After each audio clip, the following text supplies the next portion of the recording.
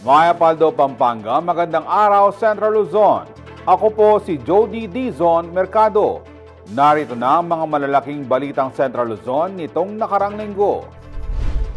Candaba Mayor Maglangke dumalo sa PML meeting sa gitna ng kontrobersya. DPWH tumanggap ng report na may ibang kontraktor sa kandating flood control project. Pilipinas, isa sa fastest growing economy sa Asia ayon sa DepDev. Public consultation isinagawa kaugnay ng pagbalangkas sa Environmental Fee Ordinance.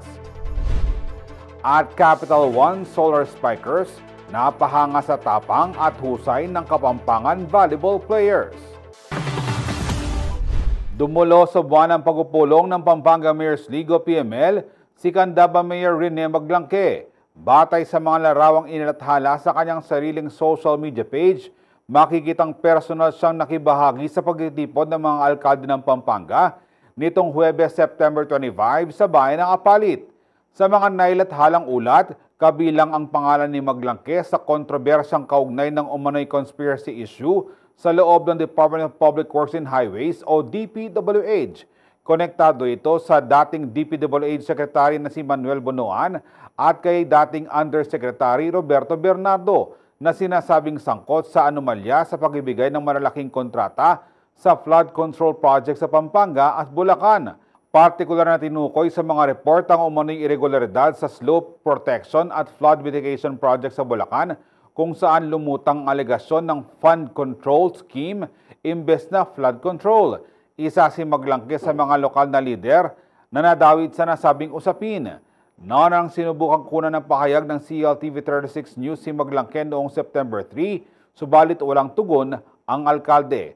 Sa kabila naman ng kontrobersya, nanatiling aktibo si Mayor Maglangke sa mga aktibidad ng Liga ng mga Alkalde sa Pampanga. Nanindigan si Santo Tomas, Pampanga Mayor John Sambo na walang ghost project sa kanyang bayan. Giit ng alkalde, sinuspindi ng DPWH ang konstruksyon sa isang proyekto kaya nakatiwangwang pa ito sa ngayon. Magbabalita si Raymond Tasoy. Wala umanong ghost project sa bayan ng Santo Tomas, Pampanga.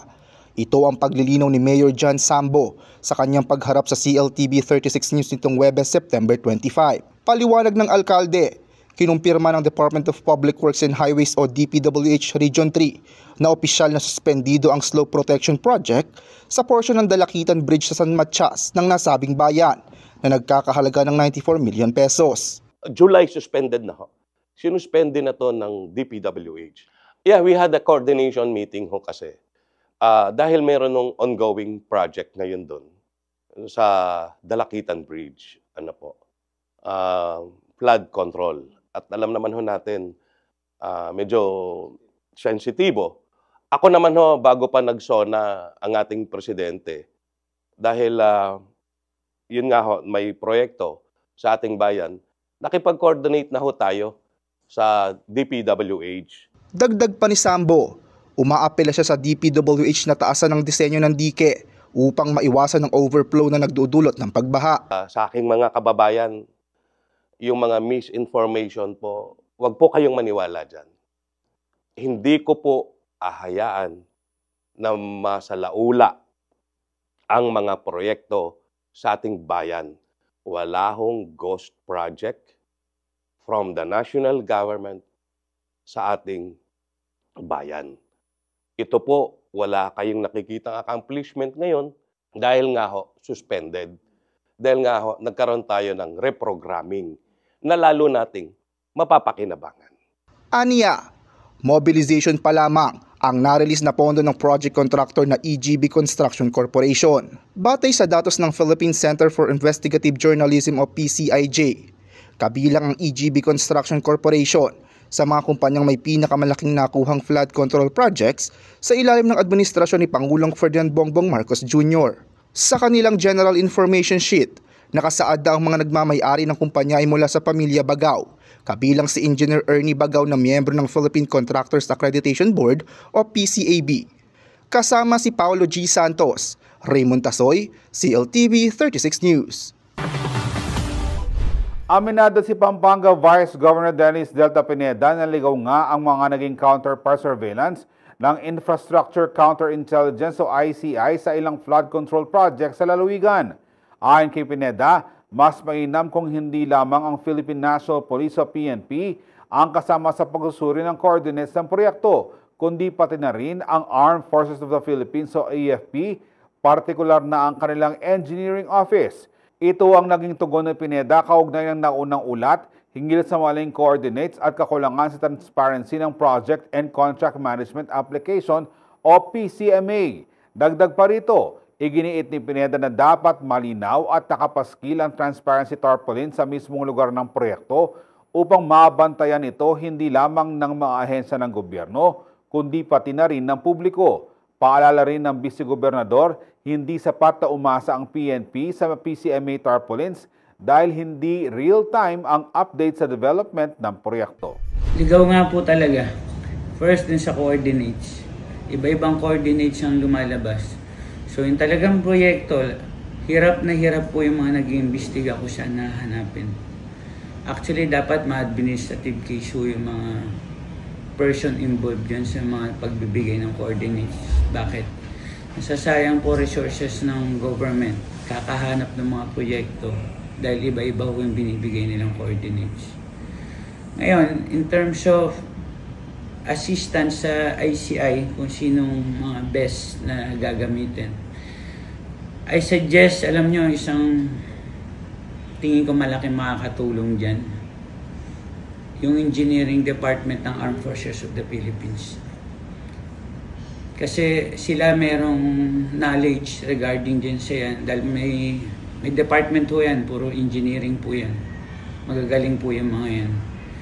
Kasi kung iaasa po natin sa other agency, hindi naman ho sa minamalit ko ang PNP. Pagdating ho sa technical kasi, may hirapan pa rin ho dahil hindi ho nila 40 yan. Pero ang agency ng Armed Forces, may mga engineering ho yan, magagaling po yun sa mga engineering yan. I think they are the best na po pwedeng makatulong po sa ICI or sa Department of Public Works and Highway to investigate. At malawak po ang sakop nila. Halos buong Pilipinas may mga armed forces po tayo. So I think mas accurate pa rin ang pagbibigay ng report niyan, detailed po yung pagbibigay ng report niyan.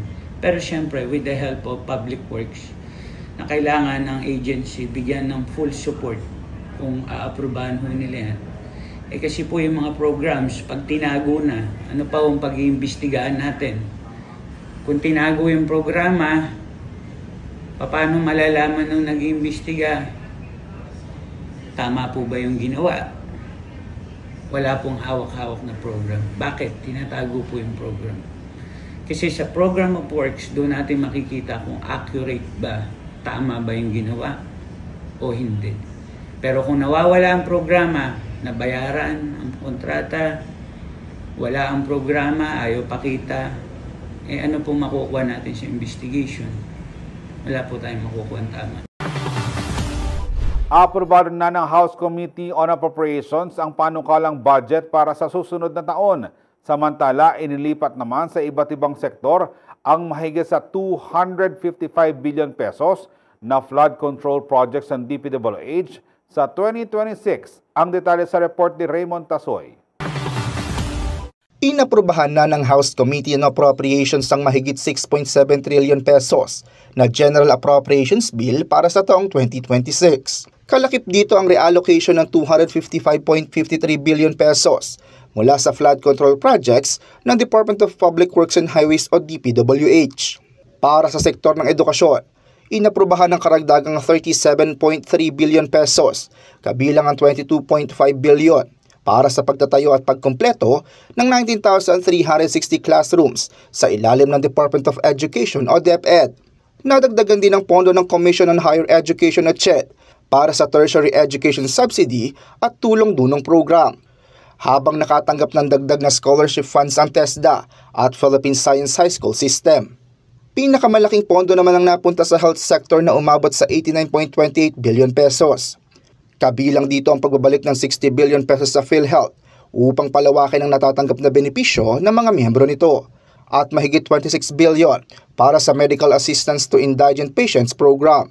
Sa sektor naman ng agrikultura, inalaan ng 44.9 billion pesos para sa mga farm-to-market roads, post-harvest facilities, irigasyon at direktang tulong sa mga lokal na magsasaka.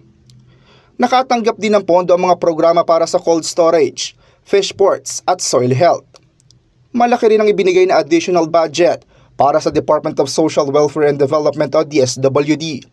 Nasa 32 billion pesos ang inilaan para sa Assistance to Individuals in Crisis Situations program ng ahensya. Habang mahigit 17 billion pesos naman ang napunta sa Department of Labor and Employment o DOLE para palawakin ang emergency employment at livelihood programs. Nabigyan din ng pondo ang iba pang sektor tulad ng transportation, energy, communication at environment. Kabilang dito ang mahigit 266 million pesos para sa operations and maintenance ng MRT3. 1 billion para sa National Broadband Program ng Department of Communications and Technology o DICT at dagdag na 1 billion pesos para sa Project NOAA ng Department of Environment and Natural Resources o DENR. Ayon kay Committee on Appropriations Chair at Nueva Ecija 1st District Representative Micaela Swansing, ang bagong porma sa national budget ay nakasentro sa pagpapatibay ng human capital at pagpapatatag ng kinabukasan ng ekonomiya ng Pilipinas. Dagdag pa niya, tugon din ito para matiyak na napupunta ang pondo ng bansa sa mga programang direktang nakaapekto sa tao, gaya ng edukasyon, kalusugan at pagsasaka. Raymond Tasoy, CLTV 36 News. Manatiling nakatutok para sa iba pang mga balita nitong nakarang linggo.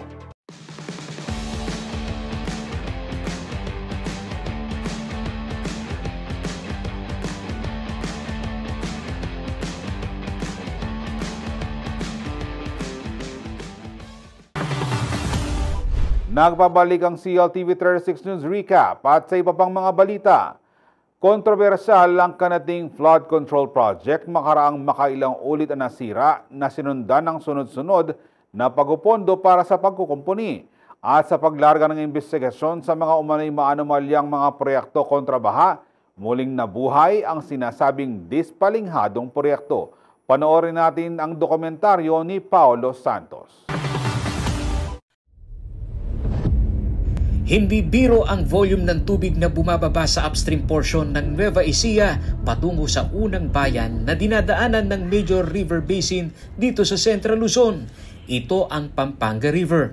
Tuwing tag-ulan, nasasapul ng malakas na agos ng tubig ang komunidad ng Barangay Candating Arayat. Kaya naman nasusubukan ang structural integrity ng kontrobersyal na multi-million na flood control project na taon-taon simula noong taong 2018 ay napoponduhan. Sa mga serye ng pagguho ng flood control, ang proponent nito na si Pampanga 3rd District former Senior Deputy Speaker Aurelio Dong Gonzales may paliwanag kung bakit mabilis na gumuguho ang istruktura. Isa sa argumento ni Kong Dong Gonzales ay ang epekto ng quarry sa Pampanga River. Maitanong natin sa kanya yung proper quarrying dito sa Arayat, di ba? Kasi Dennis, ito meron tayong mountain island dito dati. Alam ko to eh. Kasi itong kalsada na to papuntang Candating, yung sa Dike, di ba? Kung saan tayo nanggaling, Candating. Tapos dito papuntang Matamo, di ba? Kupang, Matamo. Ngayon, kung nasa San Agustin Bridge ka, doon sa tulay doon, makikita mo to. Ito, tinitingnan ko to, bakit wala? Nasaan na yan? Nasaan na to? It's part of your job to oversee the quarrying kung talagang tama bang mag-quarry dyan. Wala akong oposisyon sa quarry. Pero dapat nasa tamang lugar. Sige po. Diba? Ito tingnan mo. I-inform ko po sa Kasi opisina yan. it will serve the RDL ng volume ng discharge ng tubig. Kaya yun napaka-importante. Kaya sinama ko si DE, sinama ko si DNR, sinama ko si MGB para malaman natin talaga kung ano yung real score dito sa Candating, Matamo, Kupang, at dito sa nearby ng ating Candating River dito sa Pasig. So tingin mo kung may ambag yun? Kung bakit yung current? Well, definitely. Alam mo, ganito yan eh. Pang yung volume ng tubig, lalo na palakas yung flow, ang unang tatamaan, napakalakas. Anong unang tinamaan? Yan. Yan ang unang tinamaan, yung dike. Kaya nag-road, di ba? Kung walang sheet piles, andyan si DE. Kung walang sheet piles, wala matitira dito, sir. Pero ang hinahanap ko, ito. Bakit kinwari daw ito sa aking pag-aaral? Ito, pinag-aralan namin. Kung mapatunayan na kinwari nga yan, ano po kaya ang magiging akabang na pwede? Accountability. Well, that is the job of the ANR. That is the job of the ANR. Sige po, i-report ko po. Project po yung nasira. Opo, tanong ko po doon sa opisina po, hindi, wala po kasi idea about yan. Oo. Kasi alam mo, to protect our national projects, di ba? Yung mga flagship project natin, talagang yan sinisave natin. Kaya between DNR, not only in the province of Pampanga, it's all over the country talaga. Ito talaga ang main. Kailangan meron tayong collaboration between the DNR, the MGB, the public works, everything. Yan ang pinag-uusapan dito. Sa nauungkat na irregularidad sa patsi-patsing pagpondo ayon kay ICI Advisor Mayor Benjamin Magalong at DPWH Secretary Vince Dizon sa isang major river system na kailangan ng malalim na pag-aaral, duda silang nagkaroon ng mainam na research bago ang implementasyon ng programa. Tama ba yung plano? Kasi ang sinabi ko nga kay Sir Ben, ako marami na akong in-oversee ng magiging proyekto. Okay? Marami na. At itong plano dito, hindi birong plano to. Hindi biro ang gumawa ng flood control project sa isang major river system. Hindi biro yan. At kung ito, substandard ang pagkaplano, doon pa lang sa mga district engineers, yung mga project engineer dito, liable na sila doon. Kasi tingin ko lang, ang nangyari dito, gusto nilang mag-project, gusto nilang kumita, gumawa sila ng project. Tapos, kung ano-ano na lang ginawa nilang plano dito. No? Ito, isang katutak na analysis to kailangan gawin. Hydrology, soil, geotechnical, lahat gagawin dito. Papatignan ko yan, papa-assess namin kay Mayor Benji. Sa mga nakakaintindi, at talagang nakakaintindi sa paggagawa ng mga komplikadong flood control systems, hindi ko biro. Hindi din nagtatayo ka lang ng pader. Diskumpiyado din si Secretary Vince Dizon sa sinasabing sukat ng mga sheet pile. Gusto natin malaman kung talagang 36 meters. That's practically a 10-story building. Diba? That's a 10-story. 10 floors yung building ito. 36 meters. So, gawin tayo, no? Makantayin. Kapanipanwala pa o bayuya ba mo po kaya kayo? Ay, yung problema kaya ni, pwede ko magkapamangan? Tagalog na lang ha, para marami. Sorry. Ang problema dito is, umulan lang last year. Kaya nga natapos to bago nasira? Ano po siya? July 2024. Natapos o nagsimula? Natapos.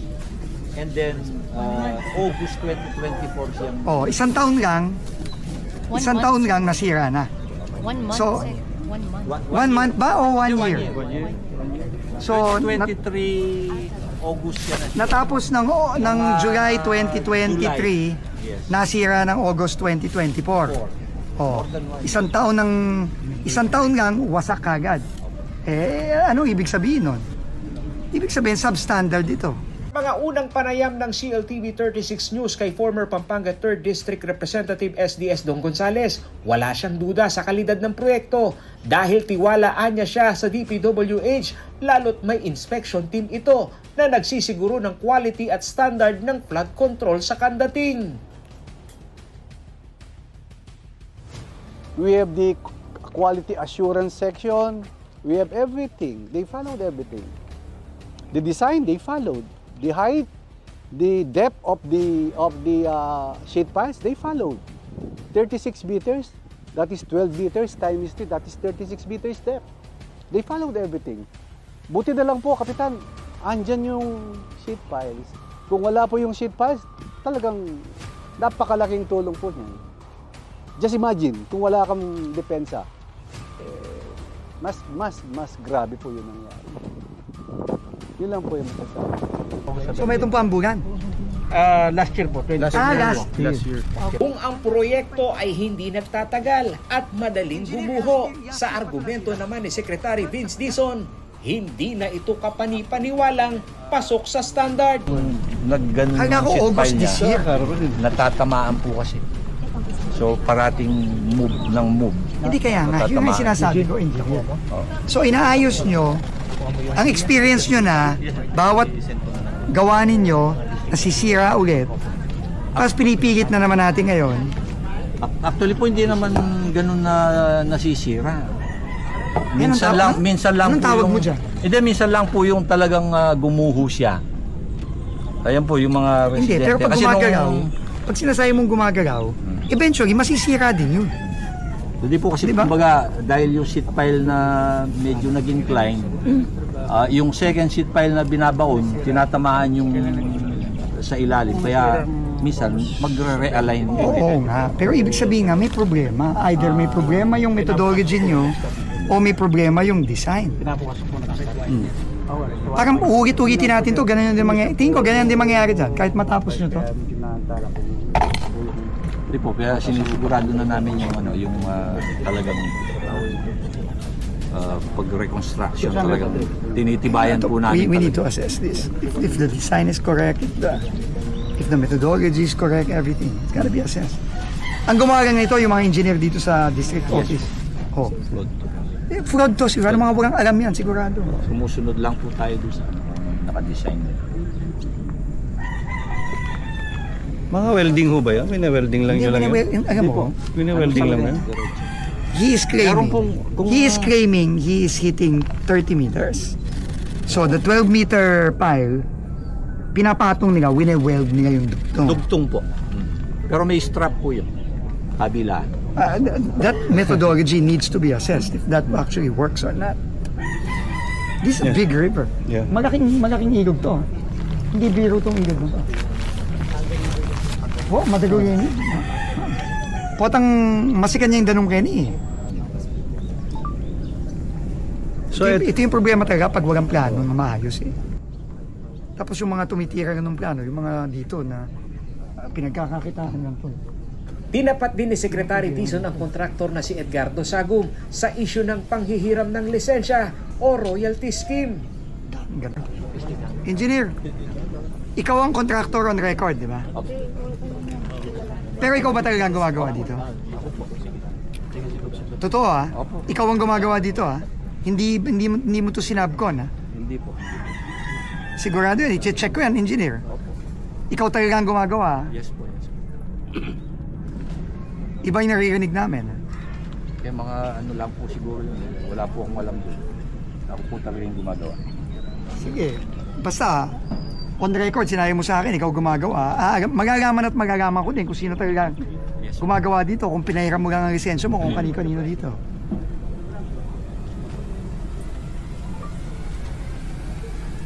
Sino kayo? Sino? Engineer. Opo. Kung papabunot natin yung isa dyan, yan. Ano po, kaya naiiwan po, hindi namin talaga yung nandun ho, yung nawala ho doon sa linya. Hindi na po. Ipapabunot natin yung dulo na yon. Hindi po, actually, dapat nga kukunin namin yan eh. Kaya lang talaga. Hindi, tanong ko, kung ipapabunot mo ho yun. Hindi na kayo, kami magpapabunot. Okay kami lang. magbubunot. Apo. Pabunot natin. Ano ho? Okay lang. Kasi po kami nag-try talaga. Ano po kasi sila eh. Pabunot ka natin yung interlocking po sila eh. Sir, markahin nyo nga yung papabunot natin dyan. Opo, sir. Yung dulo, yung dulo. Yes, sir. Tama, may Markahin nyo yung papabunot. Hindi, yun nandito. At yung nandito. Yes, sir. Pabunot. po ngayon.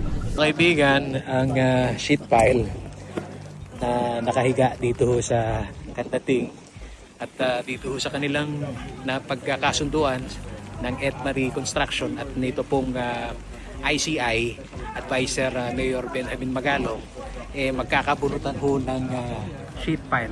Nakikita ho ninyo ngayon, iaalsa.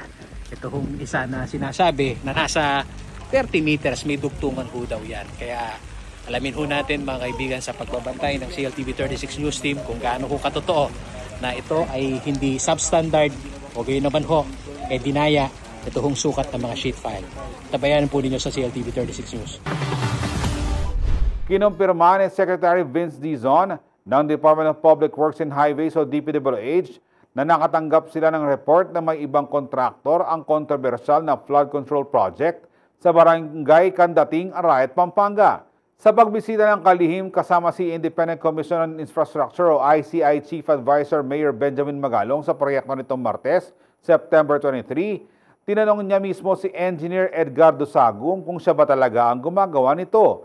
Si Sagum ang may-ari ng Edmarie Construction Trading Corporation, ang nakalagay na contractor ng flood control project na gumuho 1 taon matapos makompleto, batay na rin sa information board ng proyekto. Git ni Sagum, siya ang gumawa sa proyekto at hindi na ito pinasubcontract, bagay na ipinagbabawal ng batas.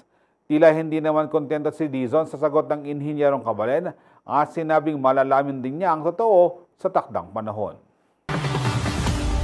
Manatiling nakatutok para sa iba pang mga balita nitong nakarang linggo.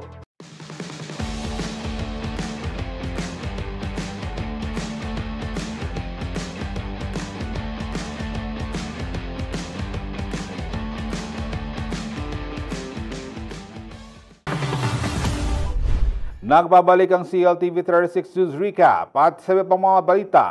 Sa gitna ng kontrobersya sa mga ghost project at umano'y bilyong-bilyong pisong nawawala sa mga flood control program, isang panukalang batas ang inihain sa Senado para masiguro ang transparency sa pambansang budget at mabigyan ng akses ang publiko sa dalin ng pondo. Magbabalita si Angelica Cara.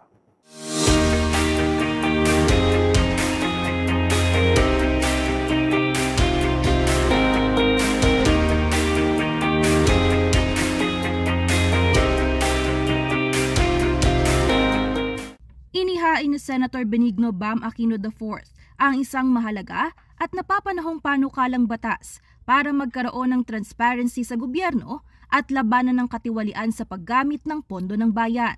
Sa ilalim ng Senate Bill 1330 o National Budget Blockchain Act, gagamit ng blockchain technology kung saan ang bawat piso ng pampublikong pondo ay masusubaybayan at maa-access ng publiko ng real time. Ayon kay Aquino, mahalagang hakbang ito para sugpuin ang laganap na korupsyon, partikular ang mga ghost project at irregularidad na bumabagabag sa flood control initiatives ng bansa. Giit niya, ang pondong nawawala dahil sa katiwalian ay maaari sanang gamitin sa mga kritikal na pangangailangan gaya ng kakulangan ng mahigit 166,000 na silid-aralan, isang krisis na patuloy umanong kinakaharap ng milyon-milyong estudyante sa bansa. Kaya kung dito po sa ating hearing at pagkatapos po nito sa budget ay mabawasan ang mga ghost project o mabawasan yung mga flood control na hindi naman kailangan, ako po sumasang-ayon sa Chairman of Finance na ilagay na lang ito doon po sa ating classrooms na alam nating may makikinabang kaagad. Dagdag ni Aquino, tugon din ng National Budget Blockchain Act sa matagal ng pagkadismaya ng publiko sa bilyon-bilyong pisong inilaan sa mga flood control project. Sa kabila ng mga napakalaking pondo, nananatiling problema ang paulit-ulit na pagbaha sa iba't ibang panig ng bansa.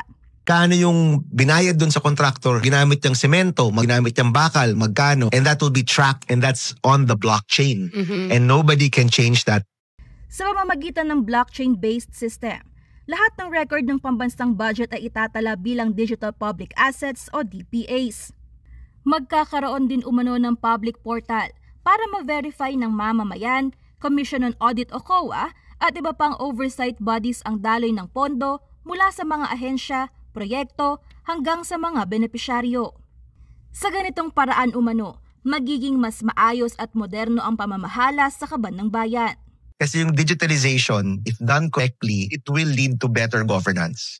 Can we begin with having a budget na less na yung mga racket, less na yung mga project na alanganin and really focus on things na pupunta sa tao directly? Ang digital ledger ay tatatag ng Department of Information and Communications Technology o DICT sa pakikipagtulungan ng Department of Budget and Management o DBM at COA upang matiyak na ang bawat transaksyon mula allocation hanggang disbursement ay permanenteng nakatala. Oras na maisabatas, inaasahang magiging pioneer ang Pilipinas sa open budget governance gamit ang makabagong teknolohiya, para labanan ng korupsyon at palakasin ang tiwala ng publiko sa gobyerno. No one is crazy enough to put their transactions on blockchain where every single step of the way will be logged and transparent to every single citizen.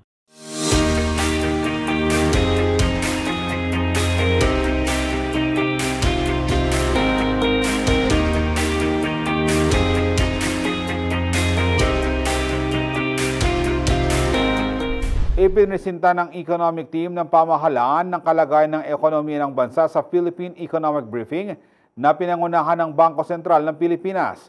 Base sa Department of Economy, Planning and Development o DepDev, isa ang Pilipinas sa mga may fastest growing economy sa Asia.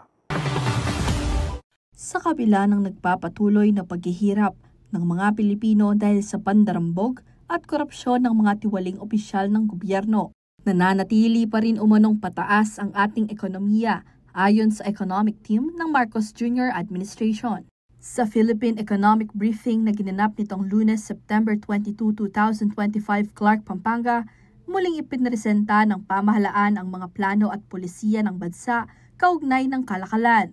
Sa pangunguna ng Bangko Sentral ng Pilipinas o BSP, katuwang ang Department of Finance, Department of Economy, Planning and Development o DepDev at Department of Budget and Management o DBM.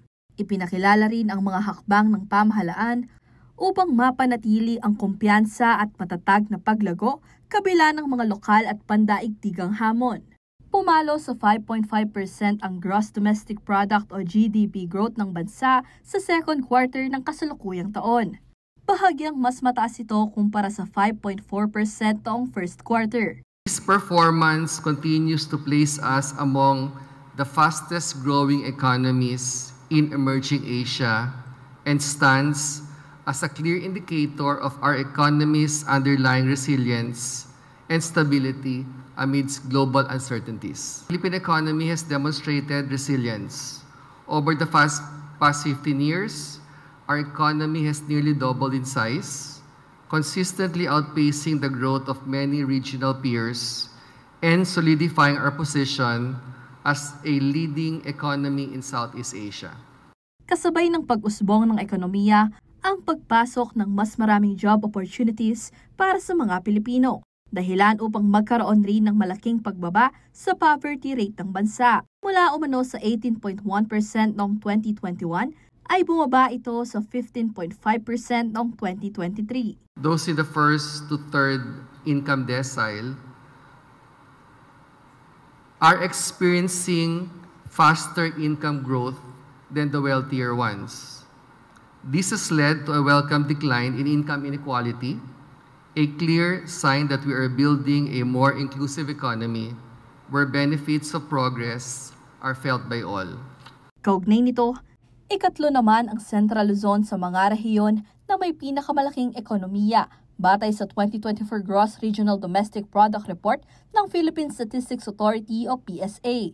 Bukod dito, ang rehiyon din ang ikatlo sa mga most favored investment destination ng bansa kung saan 11% ng total local and foreign investment pledges ng Pilipinas ay nagmumula rito. Ayon kay Nerissa Esguera, Regional Director ng DepDev Region 3, layon umano ng ahensya na gawing isang agri-industrial heartland at global gateway ang rehiyon. Makakamit umano ito sa pamamagitan ng human capital development, pagpapalakas sa mga micro, small and medium enterprises o MSMEs at magkaroon ng isang direct efficient supply chain na kumokonekta sa mga magsasaka tungo sa mga high-value food manufacturing industry. And to transform this vision into reality, we need to unlock economies of scale at the production level by getting smaller farmers organized or through farm consolidation. Likewise, growth, along with human capital development, will be further boosted if small and micro enterprises will be connected to larger firms, including multinational companies, which will allow for knowledge and technology transfer. We also need to forge a direct, efficient supply chain connecting modernized farms to the high-value food manufacturing industry. And this is what the 8.5 billion peso National Food Hub in Clark is for, and is due to be bid out next year. Mula sa 4 na key investment promotion agencies ng Central Luzon, Ang Clark Development Corporation o CDC naman ang may pinakamalaking investment share. Samantala, binigyang diin din sa Philippine Economic Briefing ang tatlong pangunahing layunin ng pamahalaan, ang pagpapabilis at paglilinis ng sistema ng procurement upang labanan ang korupsyon, ang pagpapanatili ng balanse sa pagitan ng inflation at paglago ng ekonomiya at gayon din ang pagpapalawak ng partisipasyon ng mamamayan at civil society sa paggawa ng pambansang plano. Ashley Punzalan, CLTV 36 News. Nakibahagi ang ilang Angeleño sa ika-6 na public hearing ng Angeles City Committee on Environment and Public Utilities sa Kabuhayan Power Building ng City Hall ngayon nitong Miyerkules, September 24. Layunin ng pagdinig na pag-aralan at dinggin ng mga suhestyon, opinyon at karanasan ng mga taga-Angeles City para sa pag-amyenda sa ordinansa tungkol sa pagpataw ng environmental fee ng water utility companies. Ayon sa komite, mahalagang mapakinggan ang mga hinaing ng key stakeholders bago formal na amyendahan ang naturang ordinansa. Samantala, muling magsasagawa ng public hearing ukol sa issue sa susunod na Miyerkules, October 1. Lampas 2 bilyong pisong halaga ng kontrabando ang nasamsam ng Bureau of Customs nitong nakarang buwan ng Hulyo at Agosto, kabilang sa mga nakumpiskang smuggled items, ang illegal na droga, peking sigarilyo, maging gulay at karne. Narito ang balita. Bilyong-bilyong pisong halaga ng kontrabando ang nasamsam ng Bureau of Customs o BOC nitong nakaraang 2 buwan. Sa inilabas na ulat, nasa 2 billion 300 million pesos worth ng smuggled goods, kabilang ng illegal na droga ang nakumpiska ng BOC mula Hulyo hanggang Agosto ngayong taon. Ayon kay BOC Commissioner Ariel Nepomuceno, 128 operasyon ang naisaakatuparan sa nasabing panahon, alinsunod sa atas ng administrasyon na lansagin ang smuggling.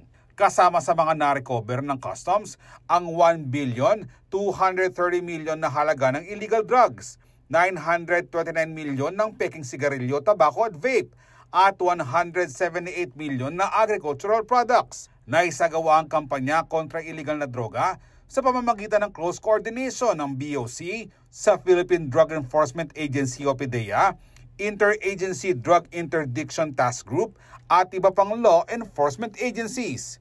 Nitong July 17, naabiso sa inspeksyon ng BOC sa isang shipment sa Manila International Container Port ang 749,630,000 pesos na shabu.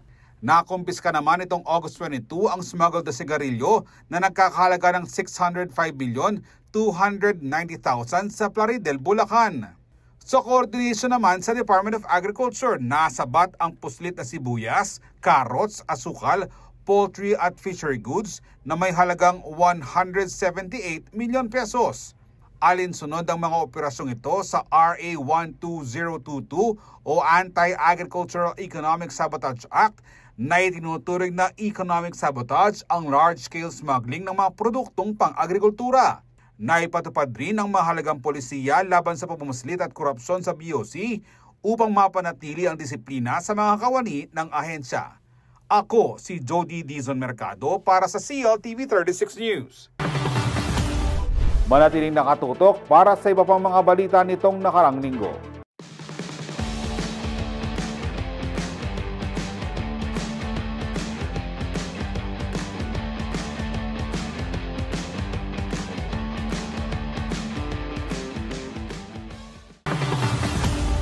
Matapos ipataw ni US President Donald Trump ang 19% na taripa sa mga produktong papasok sa Amerika mula sa Pilipinas, wala namang investor sa Clark Freeport Zone ang nag-pull out. Itong inihayag ni Attorney Agnes V.S.C. Devanadera, President and CEO ng Clark Development Corporation o CDC, sa ginanap na Philippine Economic Briefing nitong Lunes, September 22. Ayon kay Devanadera, bagamat umasa ang Clark locator sa mas mababang buwis na kailangang bayaran para mag-angkat ng produkto mula sa Pilipinas, napaghandaan anya nila ito. Transferring or going to another country was not an option as nobody can predict the next decision of President Trump, paliwanag pa ni Devanadera. Samantala, may iba't ibang konsiderasyon naman umano ang mga investor na ngayon pa lamang mamumuhunan sa Clark o maging sa ibang bahagi ng bansa. They were looking at more things like the ease of doing business, the cost of doing business, because they were also not certain Whether that 19% of President Trump will not change next month, dagdag pa ng opisyal. Ani David Banadera, nasa wait-and-see mode ang mga negosyante ngayon sa Clark hanggang matapos ang ikatlong bahagi ng 2025.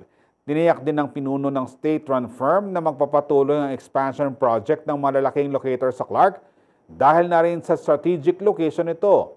As of June 2025, 1,213 ang bilang ng mga locator sa nasabing Freeport Zone. But they were ready to live with it because transferring, going to another country was not an option as they could not, nobody could predict the next decision of President Trump. Diba? So, with respect to those new investors, totally new, who have not been to Clark or have not been to the Philippines, they were looking at more things like the ease in doing business, the cost in doing business, because they were also not certain whether that 19% of President Trump will not change next month. So that's our experience. However, the general sentiment insofar as the new investors were concerned was really wait and see. Matapos ang 3 taong seri ng outbreak, opisyal nang idineklara ng Department of Agriculture na bird flu-free na ang Bataan. Bunso nito, inaasahang magbabalik ang tiwala sa industriya ng manukan sa lugar at mapatatag pa lalo ang supply ng pagkain sa bansa. Isinapubliko ng Department of Agriculture o DA na wala ng bakas ng highly pathogenic avian influenza o bird flu sa lalawigan ng Bataan. Sa ilalim ng Memorandum No. 31 na pirmado ni DA Secretary Francisco Chu Laurel, tinanggal na ang bird flu status ng probinsya makaraang wala ng matrace sa bagong infections ng naturang sakit. Ayon sa kalihim, ang deklarasyon ay malaking tulong para muling makuha ang kumpiyansa sa sektor ng manukan sa Bataan. Suporta rin ito sa pangmatagalang hangaran ng gobyerno na tiyakin ang supply ng pagkain sa pamamagitan ng science-based animal health policies. 2022 nang unang may ulat ang HPAI subtype H5N1 cases sa Bataan. Pansamantala itong naresolba pero lumutang ang panibagong ma-outbreak noong 2023 sa bayan ng Pilar at Balanga. Nitong nakarang taon, na-detect din ang bird flu sa bayan ng Hermosa. Ipinatupad doon ang mahigpit na disease control protocols gaya ng depopulation, quarantine at disinfection sa mga apektadong lugar.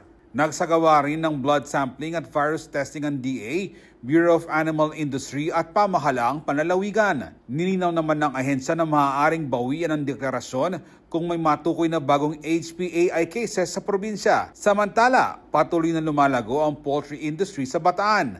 Sa katunayan nitong 2024, nakapag-produce ito ng 46,477 metric tons sa mga produkto na mas mataas ang 22% sa 2023 harvest, bunga ng output ng karning manok at itlog. Sa kasalukuyan, nasa 1.6% ang kontribusyon ng Bataan sa National Poultry Production by Volume batay sa datos ng Philippine Statistics Authority. Ako si Jody Dizon Mercado para sa CLTV 36 News.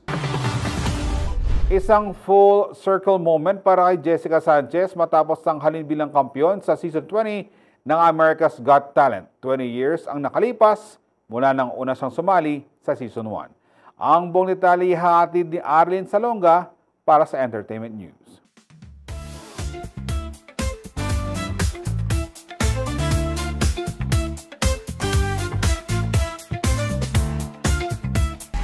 The AGT champion and the winner of $1 million is Jessica Sanchez!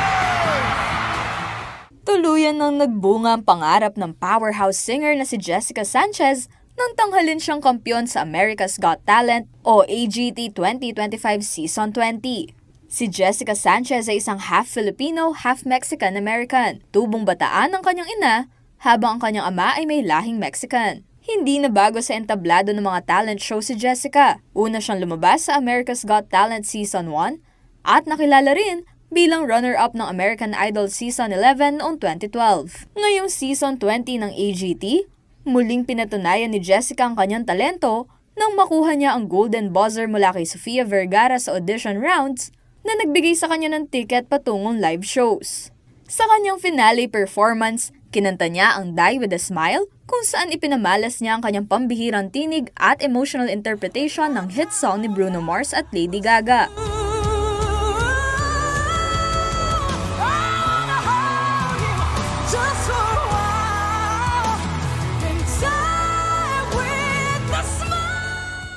Dahil dito, nakatanggap siya ng standing ovation mula sa mga horado at malakas na suporta mula sa live audience. I mean, what can I say? It's like it's perfection. You look like a little pregnant angel. I mean, you look beautiful. Your voice, I've never heard anything like that. Bravo, Jessica, bravo. You know, I feel like every time we see you, you kind of bring us into your world more and more. You give us more emotion, more passion. Maybe this is just my opinion, but so far, this is the best act of the night. You know what? It was so important for our 20th anniversary that you came back.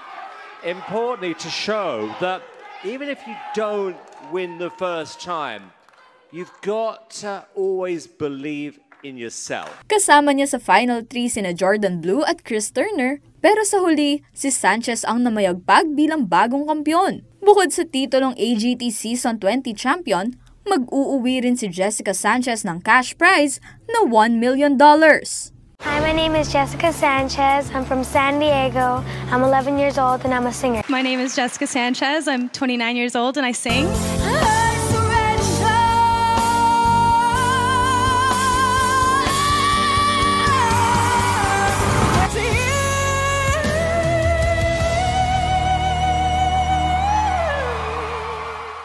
Arlen Salonga, CLTV 36 News.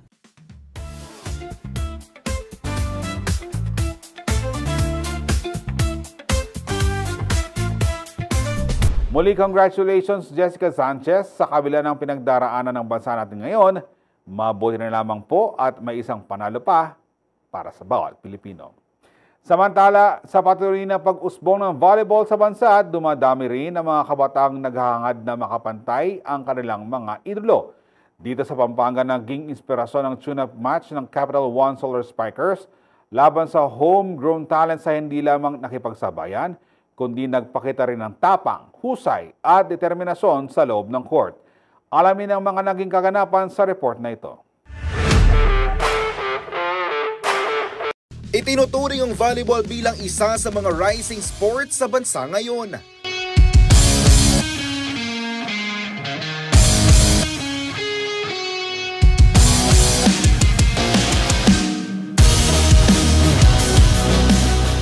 Sa patuloy na pag-usbong ng iba't ibang liga, tila ba kinababaliwan na ito ng mga Pinoy. Mula collegiate level hanggang pro league, tumitindi ang interes ng publiko at dumarami na rin ang fans na nag-aabang sa kanilang paboritong manlalaro.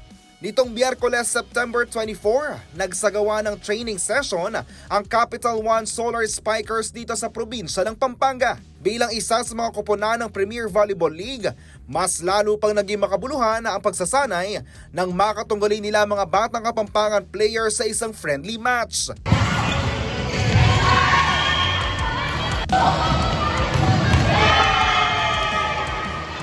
Mga kilalang pangalan sa liga tulad ni Bella Belen, Iris Tonelada, Jorel Singh, Pia Abu, Roma Doromal, Casey Galdones, di pa ang nagpainit ng hardwood court.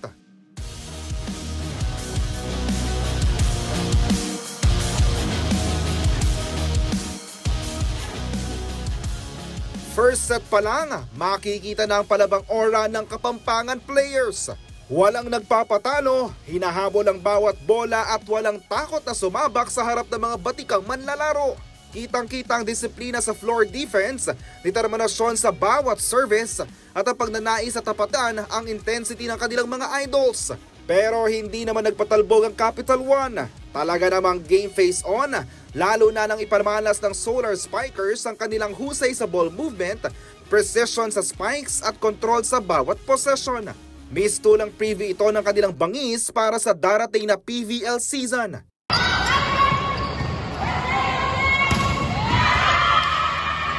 Nagwakas ang laban sa isang 2-set tie, ngunit ang init ng kompetisyon ay nauwi sa samahang punong-puno ng ngiti at respeto. Dahil dito pinuri ni Coach Jorge De Brito hindi lang ang kanyang mga players kundi maging ang tapang at galing na ipinakita ng homegrown talents. Super good. It was a good surprise for us. Not surprise for Sir Harvey, our teammate, because he knew already he's got some matches and but it was a big surprise. The guys have a good levels. Giit pa ng Brazilian mentor, ang ganitong klase ng mga tune-up game ay mahalaga sa koponan para masubok ang kanilang kakayahang sumabak sa mga susunod na liga. Samantala, hindi na itago ng PVL 2025 Rookie Overall Top Pick at Alas Pilipinas member na si Bella Belen ang kanyang tuwa ng dito ganapin sa Pampanga ang isa sa kanilang tune-up match. Siyempre, we're very happy and at the same time lucky din kasi nakakatsunap kami ng magagaling na player kasi bihira kaming magkaroon ng kalaban ng mga ganitong mga lalaki niyan. So mas masaya sila kalaban. Para naman sa batang Kapampangan na si Carly Marzan, isang malaking karangalan na makaharap sa court, ang mga manalarong dati ay sa TV lamang niya napapanood. It was a great experience for us kasi once in a lifetime lang to and napili nila yung Pampanga to play with and to have a training camp. So we are blessed and ang galing nila super. Hi to all the Tabalen, thank you po for always supporting Capital One and sana po manood po kayo ng game namin this upcoming PVL. Ang mga ganitong klase ng match ay patunay na ang sports ay hindi lamang tungkol sa puntos o panalo. Nagsisilbi rin itong daan sa paghahasa ng talento, paghubog ng disiplina at pagbibigay inspirasyon sa mga bagong henerasyon ng manlalaro. JM De Jesus, CLTV 36 News. At sa mga balitan na kalap ng CLTV 36 News, para sa karagdagang detalye maaari niyong i-follow ang aming social media pages. Sa Facebook at CLTV36 Official at CLTV36 News. Sa Exo dating Twitter at CLTV36, sa Instagram at CLTV36 Official at sa aming TikTok na at CLTV36 Official. Kung nais yung balikan ang mga programa ng CLTV36, pwede niyong bisitahin ang aming YouTube channel na at CLTV36 Official at ang aming website na www.cltv36.tv. Mapapanood din ang mga programa ng CLTV36 nationwide via Signal Channel 115 at sa ating 39 na cable partners. Kasama ang buong pwersa ng CLTV36, ako po si Jody Dizon Mercado. Maraming salamat po.